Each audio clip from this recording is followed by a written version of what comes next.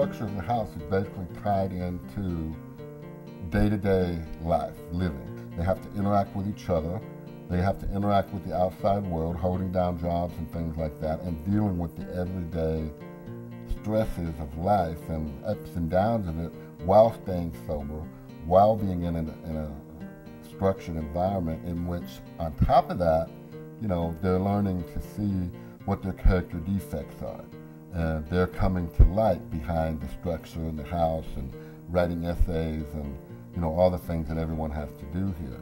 And when they don't want to do that, which that being a recovery-related activity that they have to do here, as well as outside, if they never even came to Liberty House, they'd still have to do writing.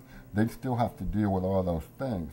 So when they're put in a situation like Liberty House and they're giving tasks to do that are never compromised, in other words, if they need to clean, they have to clean to an expectation of what other people see, not of the expectation that they believe is okay, then they start to see what they're doing is not serving them well. A simple thing would be if they're charged with cleaning the bathroom and they think that, you know, dusting some, you know, throwing a rag around and whatever is cleaning, and that's their perception, and 10 people come in behind them and say, this place isn't clean, they're going to have to readjust in a way to see that their reality does not match the world. And that is usually the reason they have a hard time dealing with the world, and often why alcohol, drugs are introduced as a way to make their life okay. Everyone is shocked by, oh my God, I have to do chores. Or they told me I was lazy because I didn't clean the bathroom, and you know, I dusted it off, and you know, it looked fine, but you know, it's not. It wasn't fine. That's always the out. I can do the easy way. I can do the easy way by using drugs and alcohol, just like I can do the easy way of cleaning the bathroom the way I want because it fits me. As a person moves along through the house, what is difficult in the beginning becomes normal behavior at 6 to 9 months, and the bathroom's clean the way that it needs to be cleaned. That person has changed. You know, and the chores is what helps people to change, because they'll do those things over and over again and again, not liking it, hating it maybe, until it becomes just normal and part of their day-to-day routine. It's accepted. People eventually go to work, they get a job, their families come to group, they'll get in a relationship while they're here, they'll get out of one maybe while they're here, and all of that is addressed and dealt with as the time goes on. And they start working, they start paying their own way, or helping the family members pay, you know, part of the rent here, tuition or whatever you want to call it, and it just keeps going. And then pretty soon, you know, usually from like 9 months on, the changes in a person you can tell are solid. You know, that person has had to deal with enough stuff in that course of time with themselves to break down, you know, to find out the truth about who they are. And sometimes, you know, that in and of itself is, you know, finding out the truth about who I am often meant finding out who I was not. And that's why sober living homes in general are really important to ongoing sobriety. Well, like a lot of people, I started young.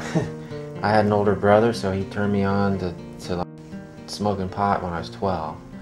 And I didn't actually start drinking until I was almost 21, but you know, I just wanted to find out what it felt like, and once I did that, it just started this whole process of wanting to try the next thing, and then the next thing, and then the next thing. And being a musician, drugs were everywhere for free. I never had to worry about it. And you know, 28 years later, you know, I found myself strung out on heroin and smoking crack. I had lost a house. I lost several expensive guitars, and the guitars that I still had were in the pawn shop.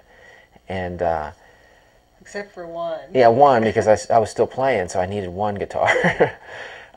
Even the guitar my grandfather, that I inherited from my grandfather, was in the pawn shop, and that's like irreplaceable. It's interesting that the phenomenon of craving the drug didn't set up in you. No, but it didn't did at you. all. Yeah. And it's like she used heroin a few times and said no more. Yeah. But yet, let's talk about what happened with you. You couldn't stop. Yeah.